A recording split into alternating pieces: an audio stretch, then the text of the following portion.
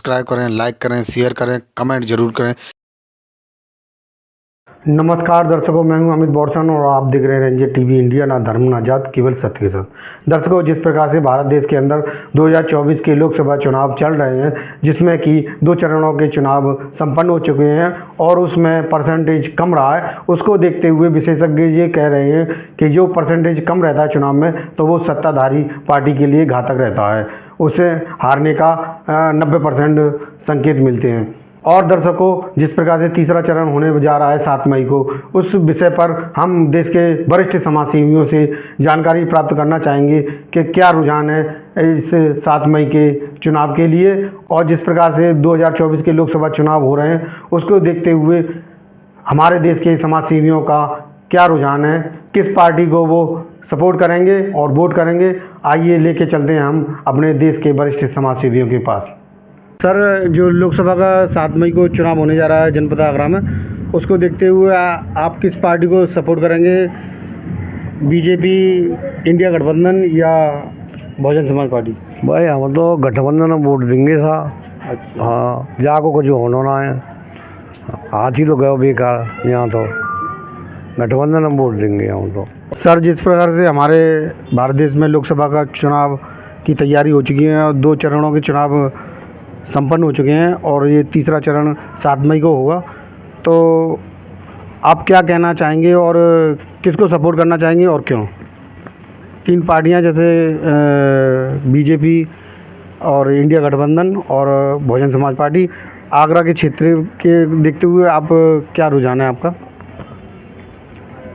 सबसे पहले सभी दर्शकों को हमारा अभिवादन। जहाँ जो हमारा तीसरे चरण में मतदान होगा, उसमें ये बहुत ही महत्वपूर्ण चुनाव है, महत्वपूर्ण निर्वाचन है और ये आखिरी चुनाव है इस देश का, इस लोकतंत्र का, भारत के संविधान का। इस भारत के संविधान को सुरक्षित रखने के लिए, लोकतंत्र को बचाने के लिए बेहद ज़रूरी है सबको वोट देना चाहिए, सबको बढ़ चढ़ कर इसमें भाग लेना चाहिए। जहाँ तक प्रश्न ये है कि हमें किनको सपोर्ट करना है, तो 2 ही गठबंधन काम कर रहे हैं। एक तो मोदी जी का एनडीए गठबंधन है, दूसरा मल्लिकार्जुन खड़गे जी का कांग्रेस का इंडिया गठबंधन है। तो घोषणाओं के अनुसार राहुल गांधी, मल्लिकार्जुन खड़गे साहब, जो हमारा कांग्रेस का इंडिया गठबंधन है, उसका जनता के प्रति अच्छा रुझान है, अच्छा वक्तव्य है। जनता को, किसानों को, गरीबों को, मजदूरों को, महिलाओं को, सबको कुछ कुछ देंगे। और उन्होंने पहले भी किया है कि किसानों का कर्जा माफ़ किया है। तो चुनाव सबसे मुख्य बात है कि भारत के संविधान को बचाना है, लोकतंत्र को बचाना है। जब देश में संविधान रहेगा तो लोकतंत्र रहेगा, और लोकतंत्र रहेगा तब हमें वोट देने का अधिकार होगा। और भारतीय जनता पार्टी को हटाने के लिए हमें गठबंधन को सपोर्ट करना ही होगा, क्योंकि हम किसी एक पार्टी को वोट देते हैं उसका कोई अर्थ होगा नहीं और वोट भी बेकार चला जाएगा।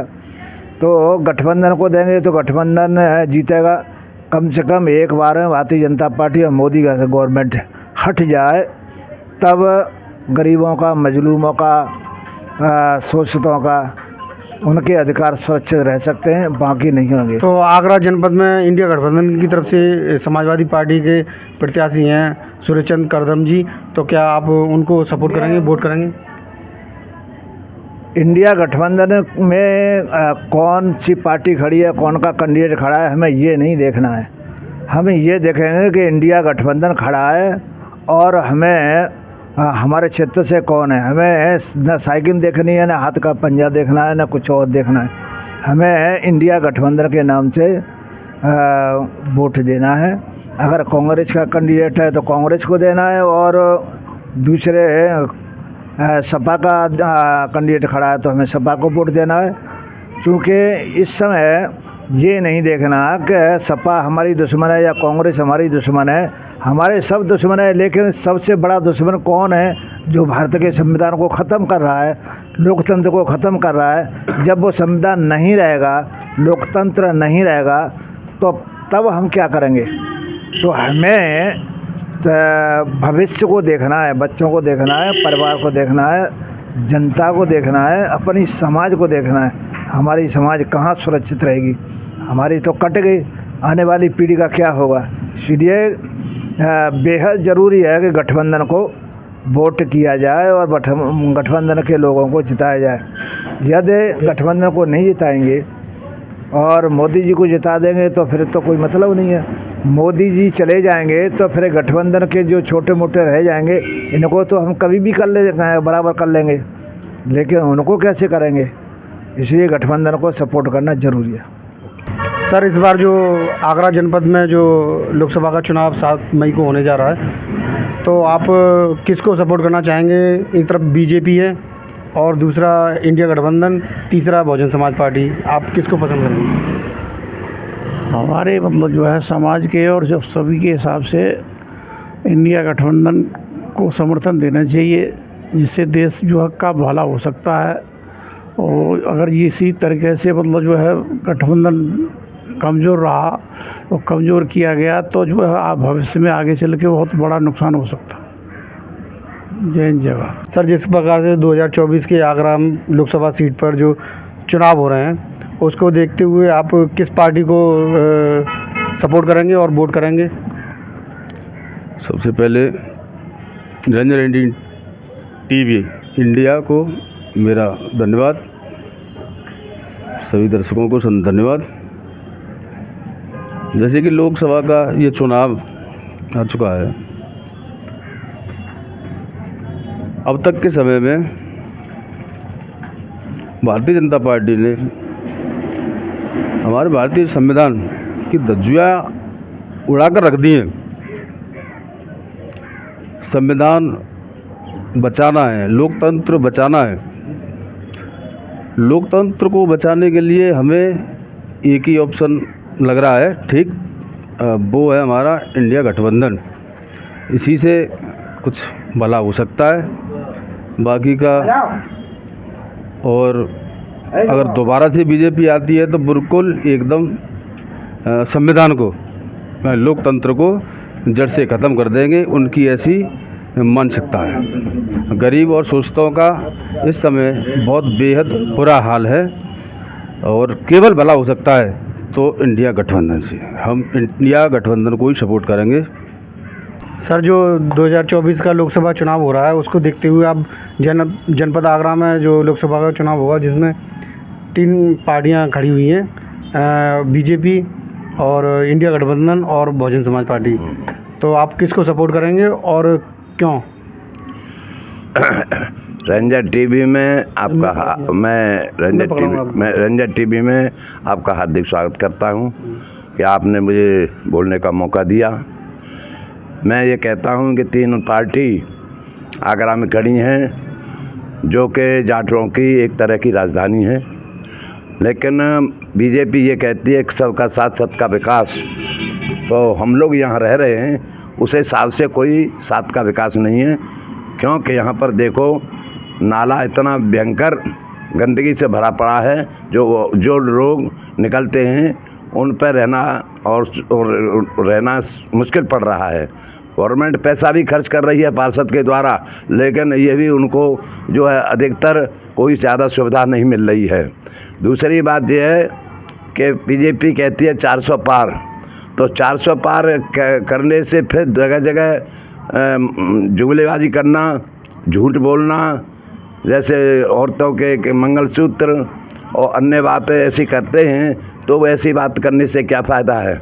हिंदू मुसलमान की बात करते हैं, कोई तो राम में प्यारा है, कोई जो है बौद्धिस्ट में प्यारा है, कोई किसी में प्यारा है। हमारा देश कई किस्म के कौमों से बना हुआ है।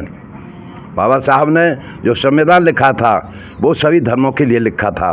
वो आज संविधान को बदलना चाहते हैं, एक ही पार करके कैसे बार इसी बार हमारा जो है चुनाव हो जाए और हम आगे चल करके चुनाव नहीं करेंगे, ये उनकी मनमौजी हो जाएगी। क्यों? पार्लियामेंट में अब भी उनका बहुमत है, आगे चलकर उस बहुमत को पाना चाहते हैं, लेकिन मेरी तरफ से ये कहना है कि उनको बहुमत नहीं मिलेगा।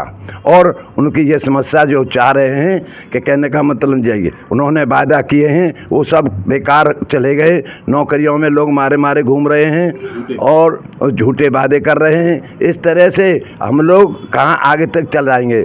हम लोगों की जो जर्नी आ रही है, हमारे बच्चे जो आ रहे हैं, वो आरक्षण के विषय को भी ख़त्म करना चाह रहे हैं। प्राइवेट में कंपनियां हम लोगों को लेती नहीं हैं और कहने का मतलब हमारे बच्चे बार बार घूम रहे हैं। राशन की बात जब आती है कि राशन लेते हैं तो राशन देने से लोगों को भिखारी बना दिया है। मैं देखता हूं तो लोग लंबी लंबी लाइनें लगा लेते हैं और दोपहर तक तिबर तक पानी तक उनको नहीं मिलता और उनको बुरी तरह से फटकारा जाता है। वो इसलिए मैं कहता हूं कि उन्होंने अमीर की जगह हम लोगों को गरीब बना दिया है। ऐसे प्रधानमंत्री से हमें क्या फ़ायदा है? देश को बचाने के लिए हमें बहुजन समाज पार्टी को वोट देना चाहिए और यदि बहुजन समाज पार्टी को समय के अनुसार नहीं दे सकते हो तो गठबंधन को वोट दे करके और अपने दिल्ली में पहुंचाने का काम करें, जिससे कि हमारे संविधान की बचाव होगा और हम देश के लिए ऐसे ही लड़ते रहेंगे। जय भीम। आज की न्यूज़ आपको पसंद आए तो लाइक करें, शेयर करें, कमेंट करें, सब्सक्राइब ज़रूर करें, जिससे कि हमारा चैनल आगे बढ़ सके और हम अपने देश और देशवासियों की सेवा कर सकें। इसी के साथ फिर मुलाकात होगी, तब तक के लिए आपसे विदा लेते हैं। नमस्कार।